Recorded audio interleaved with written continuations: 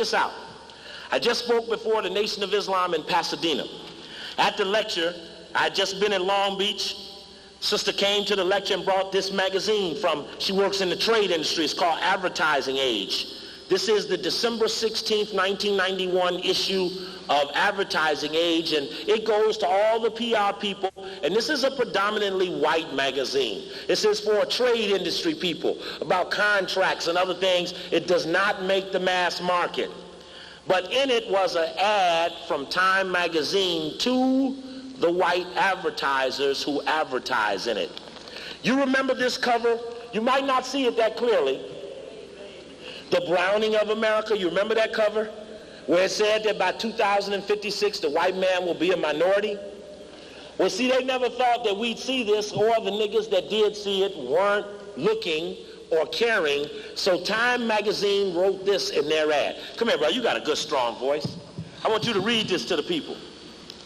Read this, what it says right here underneath here in the ad. It's in bold black letters. It says, "Hey, whitey, your turn at the back of the bus." Sometime soon, white Americans will become a distinct minority and largely brown, cultural, and racially mixed. A hard story for many of our readers, but Time has never tried to be easy. It's what our readers expect. They are willing to pay more for it and spend more time with it, which makes Time a perfect place for your clients' messages. Comprende? You hear what Time said? Time said, "Hey, whitey, your turn at the back of the bus." This is to other white people. Now, I'm telling you that Time is throwing up amongst the other whites. We better kick the nigga ass now. A nigga gonna get us. Time is the Luce family, Skull and Bones bred from 1910 on. They was in on the killing of John Kennedy. That's a white thing. Oh, Time Warner, but Warner come in with Time. They really two corporations meshed into one. Now they just had a little fight. One half did the JFK thing and the other half was covering it up. So you got these corporations merging with competing interests under one house. In fact, the white people are suffering from the Tower of Babel dilemma. Look at them white Zionists and white Anglo-Saxon Protestants fighting it out. I love that shit. I love it when Sununu is fighting the Jewish people and the Jewish people fighting Sununu, and Bush and Baker are fighting the Is-It-Reallys and the Is-It-Reallys fighting Bush and Baker. I like that shit. And you need to go to your white friends that are non-Jewish and say, don't let them Jewish people do that to you. And you go to any, I know you ain't got no Jewish friends, but go to any of them and any of them say, hey, don't let them white boys do that to you. And let them get worked up and mad at each other and bite at each other and fight each other. Propagate and magnify anytime you see to your own race of people when whites can't get along, because we think they all together and they ain't. Them greedy bastards can't even sleep with each other right. They can't treat their wife right. Now, in this picture are all black babies except for the last baby is white. Now, they're brown babies, they're black babies, and all those babies are laying there, and one last little baby is white. To tell the white, you'll be the last one on earth if you don't kick some ass now. Now, I'm telling you that in hindsight, those headlines were about building up the energy in the poor white to kill the black, if for no other reason than that they could never be the chosen people as long as you're around. Oh, you ain't got to clap for that. That ain't about clapping. Now, let me say this here.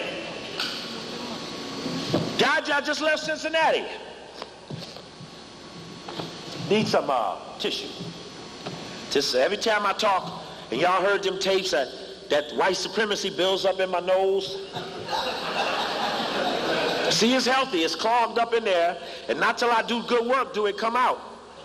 So every time I do good work, I get relieved of the white supremacy that's hidden deep in my head. Check. All y'all blow your noses.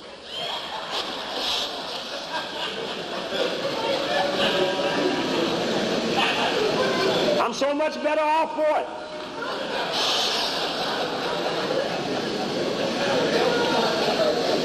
Yeah. Y'all better shit at least once a day, too. Because that shit staying you 2 days, you in bad shape. That ain't supposed to happen like that. If you lay an apple out and you see it rot, If the shit sit in your belly 2-3 days, it'd be worse than it looks sitting on the table getting brown. So get that in and get that shit out. Check. Because a revolution got to be healthy people. Can't have no 2-3 day shit sitting in your belly. Gonna have no revolution.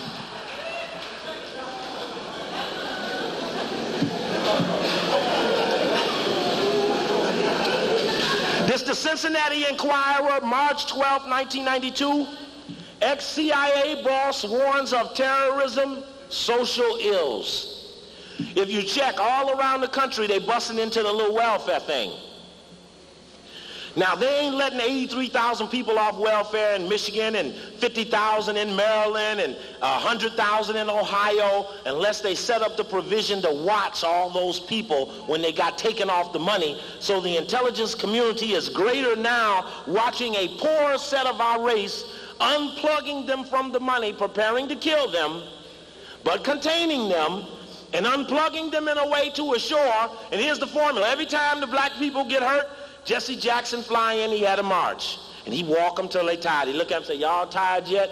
They say, yes, we tired. As soon as they good and tired, he fly out and they go home. Every city, check it out, every city, same formula. If it ain't that, then it's Sharpton. He come in, he take them down another street. Right, depending on what your flavor is.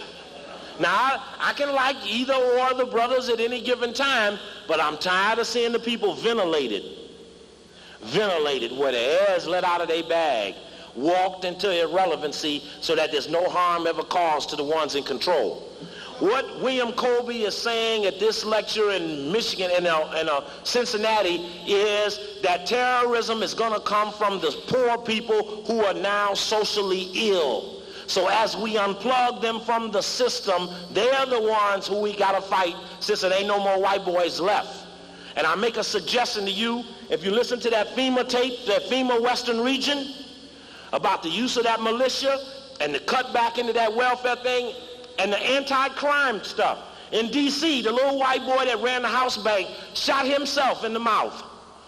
Shot himself through his own mouth, and the next day the D.C. City Council ruled that a black man arrested could get in jail without being arraigned or offered bail or bond, in response to the white boy trying to save his job at the house bank.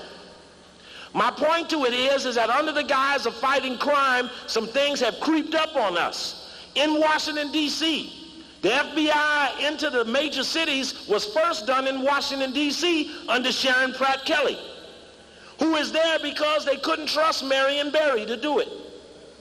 So they got her to do it, and when she won the election there, she won the all-white ward, she won the rich mixed white and black ward and the rich black ward, and she didn't win the other. Them the only ones voted for her, but in an 8-9 person race, that's all she needed to be mayor.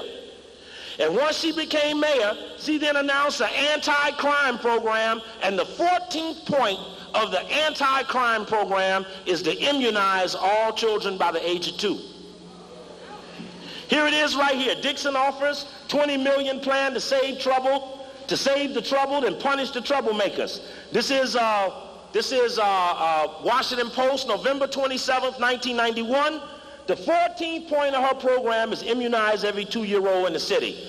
What does an anti-crime program have to do with immunizing a 2-year-old child, Africans? Huh? It's something in it. In fact, I don't know if Jack mentioned it, but I hope y'all saw that Rock magazine. That's Cincinnati is March 12, 1992, Cincinnati Enquirer. That's the main paper in Cincinnati. How many of y'all seen this Rock magazine, Rolling Stone? It's a cave magazine. Play rock music in it. Y'all see this issue? The March 19th, 1992 issue? Y'all see that? Called The Origin of AIDS? Look at that black baby's mouth wide open with that white man's utensil going in that black baby's mouth. Y'all see that? It says The Origin of AIDS, and they got a bunch of Jewish doctors in here saying no comment, no comment, no comment. I don't know if that polio and smallpox was laced with the AIDS virus. It may have been. I didn't check it. You see that black baby with that mouth open and the hand? And look at this picture here. Look at this one white man standing in the middle of all them black people. You might not see that well. Handing out injections in an all-African village. And you need to see this. This is Rolling Stone's March 19th, 1992. And my point to that is that somewhere it's an injection thing going on. Now, I like Brother Jack. You know why I like Brother Jack? Because there are not a lot of biochemists and technical medical people who broke away from the white man and came back to us and spoke to us in any form or any fashion. I love you, Jack. Where you at, Brother Jack? You in here? Where you at, Brother Jack? Yeah, brother, let's give Judge Jack another hand.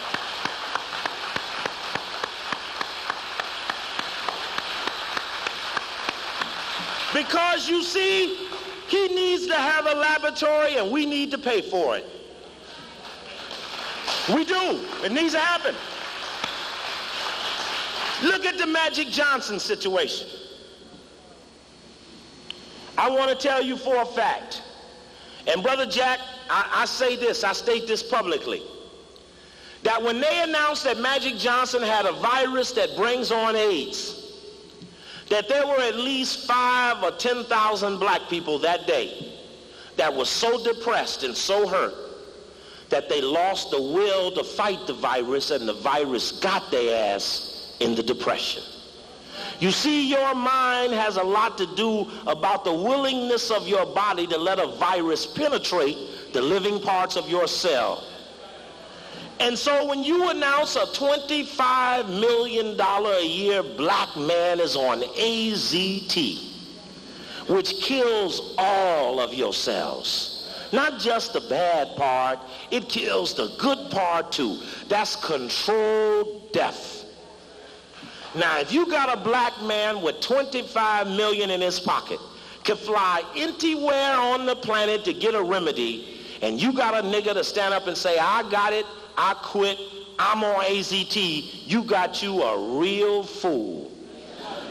But, everywhere in the country, when it was announced that Magic had this virus, everybody called everybody to see if somebody could get to him and give him some Kimron or Emerex. Everybody, all over, I don't know how many calls I had, how many times we tried to trap this nigga.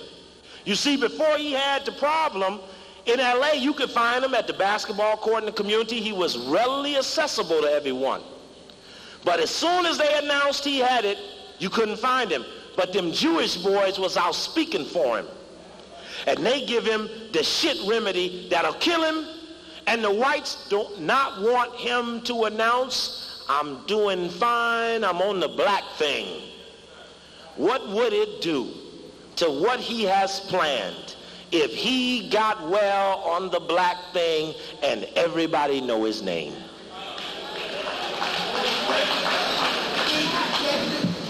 Let me tell you, in Washington, D.C., we know he got it. The brothers caught him. Dr. Aleem's aide caught him in Washington, D.C., and put the Kimron in his hand. A couple of days later, he announced to the whites that he wanted to come back. The whites said, no, nigga, we don't want you. And he has said again and again, I want to come back now. And the whites are too far over the line to let him back. A couple of little side bits. A little mysterious in the beginning about how he got it. Didn't come out until after the press conference that it was heterosexual, but the prostitute that they alleged gave it to him, who was fingered in the media in LA, took the test and didn't have it. And she got in them little Stars and Enquirers and said, don't stop doing business with me, I ain't got the shit. She said, y'all ain't fucking up my business. And if she didn't give it to him, where did he get it? And why was he having all those tests and it never showed up? And what is it about this moment in life before you attack the black people that you bust down their heroes? Y'all ever remember that movie Rollerball? When Jonathan got too big for the game and he really wasn't waking nobody up, but all of the people liked him, and it made the white man vulnerable to an extraordinary personality that only played sports. But the white boys called him in and said, Jonathan, you have to announce your retirement. And Jonathan said, what the fuck? I'm at the height of my game. What do you mean? He said, Jonathan, we spent a lot of years getting control of this shit. We're not going to let no sports hero playing no fucking game ignite and electrify the people and organize against us, even if you don't even understand yet. You're still a danger. In fact, Magic, you're somewhat charismatic. Michael, you're somewhat charismatic.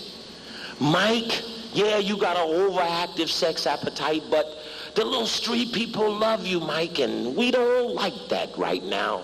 We're about to kill the black people. No heroes allowed. Check.